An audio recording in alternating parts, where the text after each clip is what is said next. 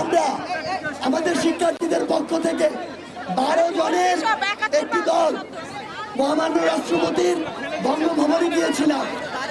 আমরা সেখানে গিয়ে আমাদের যে স্মারকলিপিটি সেটি মহামান্য রাষ্ট্রপতির পক্ষ থেকে মহামান্য রাষ্ট্রপতির সামরিক সচিবের হাতে প্রদান করে এসেছি।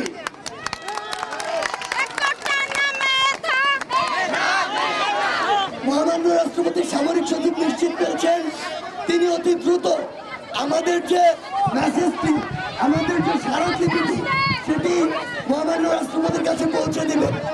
আমাদের স্মারকলিপিতে আমরা স্পষ্ট করে আমাদের এক দফা উল্লেখ করেছি।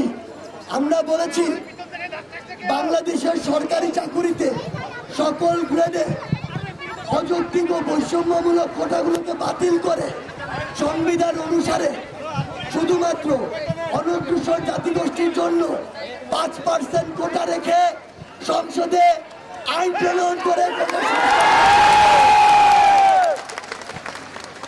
আমরা বিশ্বাস করি মহামান্য রাষ্ট্রপতি রাষ্ট্রের সর্বোচ্চ আসনে থেকে সারা বাংলাদেশের ছাত্র সমাজের এই প্রাণের দাবিটি অতি সত্বর বাস্তবায়নের জন্য প্রয়োজনীয় সকল পদক্ষেপ গ্রহণ করবেন।